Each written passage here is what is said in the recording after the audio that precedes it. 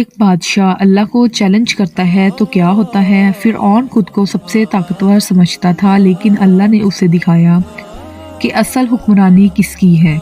دیکھیں کیسے حضرت موسیٰ نے اپنی قوم کو آزادی دلائی اور فرعون کو اپنے انجام کو پہنچایا۔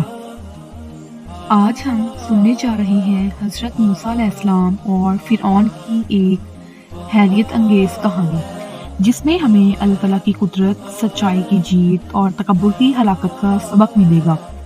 یہ کہانی ہمیں سکھاتی ہے کہ ظلم اور غرور کا انجام ہمیشہ برا ہوتا ہے، اور اللہ ہمیشہ اپنے نیک بندوں کی مدد کرتا ہے۔ زمانہ قدیم میں مصر پر فرعون کی حکومت تھی، جو کہ ایک ظالم بادشاہ تھا۔ وہ اپنے آپ کو خدا کہلواتا تھا اور لوگوں پر بہت ظلم کرتا تھا۔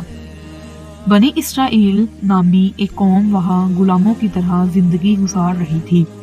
فرعون نے حکم دیا تھا کہ ہر پیدا ہونے والے بنی اسرائیلی لڑکے کو قتل کر دیا جائے تاکہ اس کی بادشاہت کو کوئی خطرہ نہ ہو۔ اللہ نے اپنی قدرت سے حضرت موسیٰ علیہ السلام کی جان بچائی۔ ان کی والدہ نے اللہ کے حکم سے انہیں ایک ٹوکری میں رکھ کر دریائے نیل میں چھوڑ دیا۔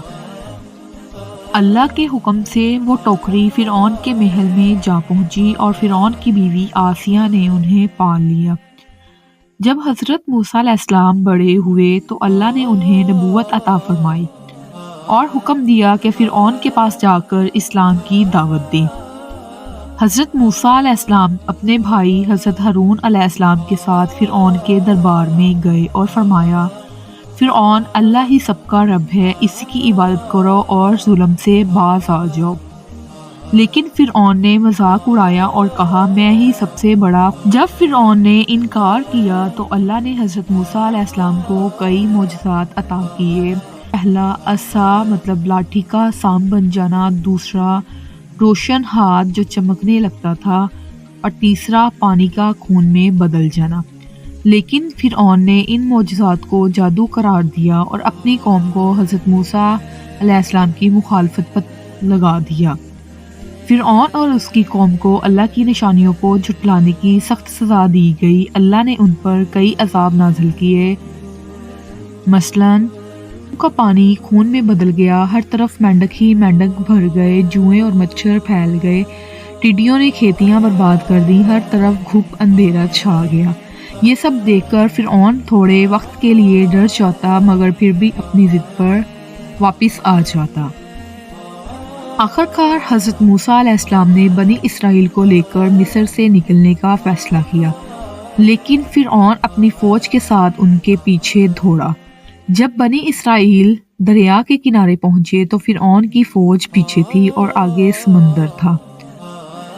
تب حضرت موسیٰ علیہ السلام نے اللہ سے دعا کی اور اللہ نے معجزہ دکھایا۔ حضرت موسیٰ علیہ السلام نے اپنی لاٹھی دریا پر ماری اور پانی دو حصوں میں بٹ گیا، درمیان میں ایک راستہ بن گیا۔ حضرت موسیٰ علیہ السلام اور بنی اسرائیل اس راستے سے پار ہو گئے، لیکن جب فرعون اور اس کی فوج راستے میں داخل ہوئی، اللہ نے دریا کو واپس بہا دیا اور فرعون اور اس کی پوری فوج غرق ہو گئی۔ جب فرعون ڈوبنے لگا تو وہ پکار اٹھا، میں ایمان لاتا ہوں کہ اللہ ہی سچا رب ہے۔ لیکن اب بہت دیر ہو چکی تھی۔ اللہ نے فرمایا، اب ایمان لا رہے ہو؟ حالانکہ پہلے انکار کرتے رہے اور زمین میں فساد مچاتے رہے۔ یہ کہانی ہمیں بہت اہم سبق دیتی ہے۔ تکبر اور ظلم کا انجام ہمیشہ برا ہوتا ہے۔ اللہ ہمیشہ اپنے نیک بندوں کی مدد کرتا ہے۔ جب مشکلات آئیں تو اللہ پر بھروسہ رکھنا چاہیے، وہ ہمیشہ راستہ نکالتا ہے۔ سچائی ہمیشہ جیتتی ہے اور باطل ہمیشہ مٹ جاتا ہے۔